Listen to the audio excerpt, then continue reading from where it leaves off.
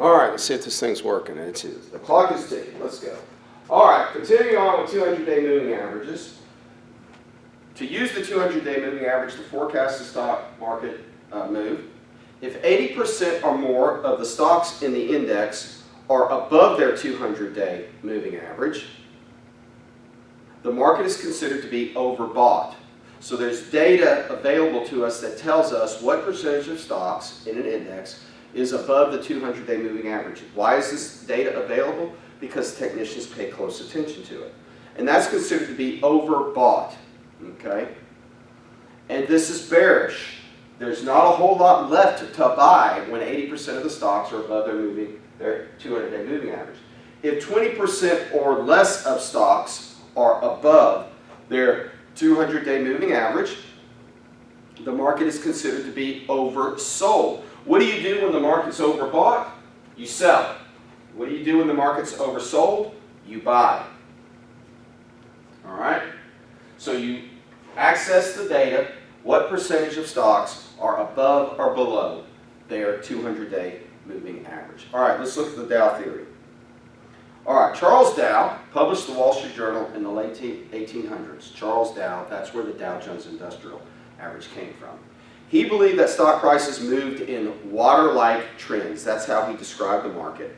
He postulated three types of price movements: major trends that resemble tides, intermediate trends that resemble waves, and short-term trends that resemble ripples. All right. The key to investing, according to Charles Dow, is to detect the major trends. Avoid the waves, avoid the ripples.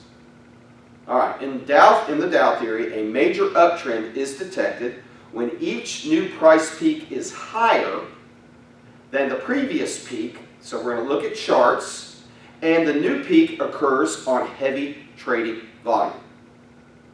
Okay?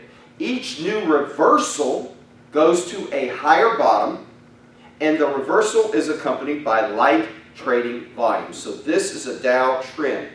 When we see that a stock is trending up and the new high before it reverses is higher than the previous high, and the new low before it reverses is higher than the previous low, and it goes up on higher volume and down on lower volume, then we have got a tide going on, a major trend.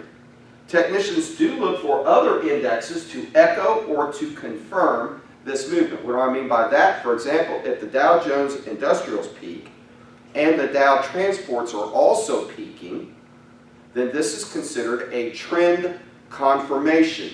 It gives us greater comfort that what's going on with the industrials is in fact real and will continue. All right, so here's a chart,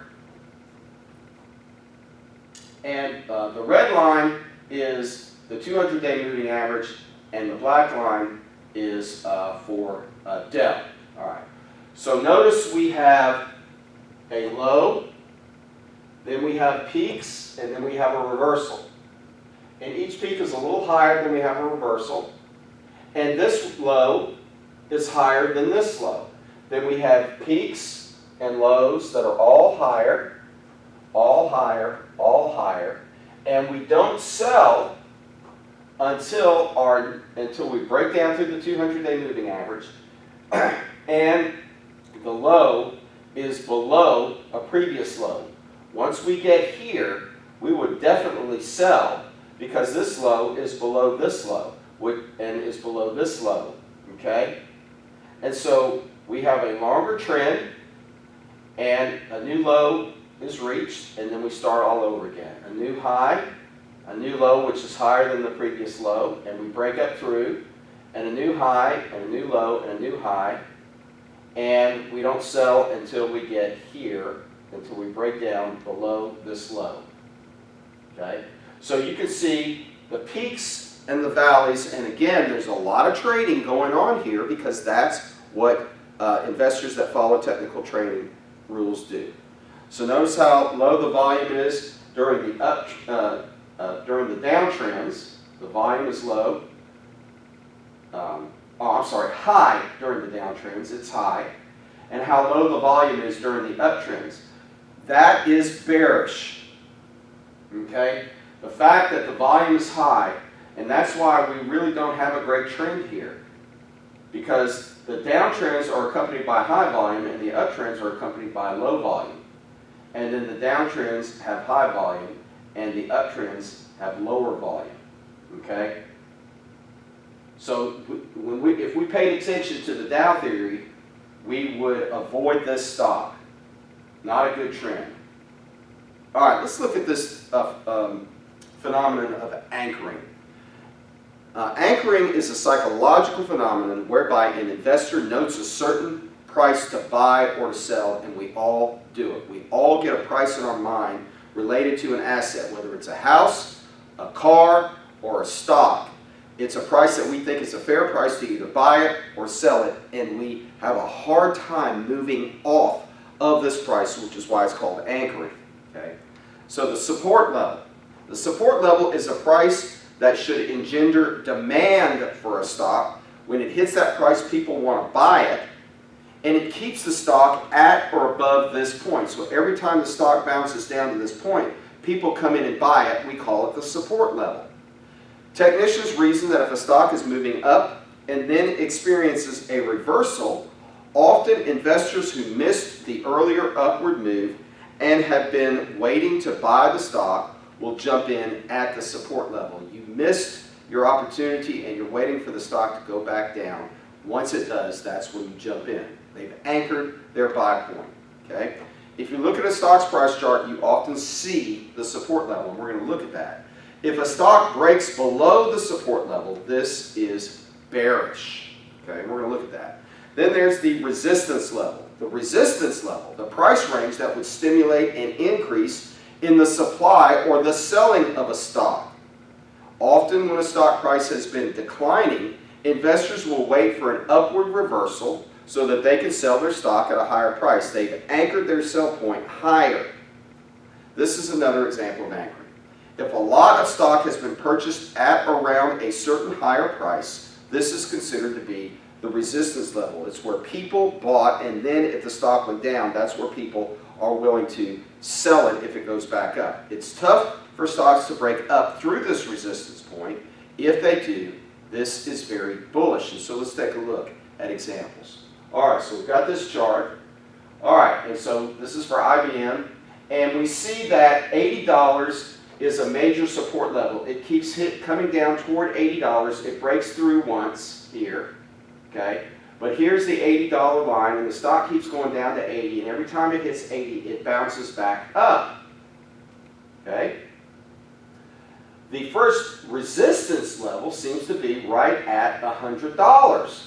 Every time the stock hits 100, it starts heading back down. The next resistance line is way up here at $120. The stock is having a hard time busting through. Sometimes it'll bust through 100, but it's having a really hard time busting through 120. If it does go up through 120, time to buy. So it bounces off of 80 and bounces up, and then it bounces back down off of 100 and then 120. Examples of support and resistance. All right, let's look at momentum investing. This measures how a group of stocks or an industry or an individual stock is doing compared to the market or to the majority of stocks. How is one stock performing compared to other stocks? The essence of momentum investing is that the trend, whether it's positive or negative, will persist. What do I mean by this? The persistence is caused by psychology. It's how people think and feel. Okay? If the market is declining, let me illustrate for you. Uh-oh. Looks like we're running out of battery power. Let's see if this thing is still ticking on. Yes, it's still ticking on, but we're running out of battery power. If the market is declining, but the stocks in question decline by less, this is bullish. This is called outperformance or relative performance, outperformance. You should be long the security. If this stock is doing better than other stocks, this is momentum investing. The key is to measure the performance of the stocks in question against the market. If one stock is doing better than the market other than other stocks, that's when you want to be in. All right, let's look at Fibonacci. Hopefully we can get this in before we run out of time.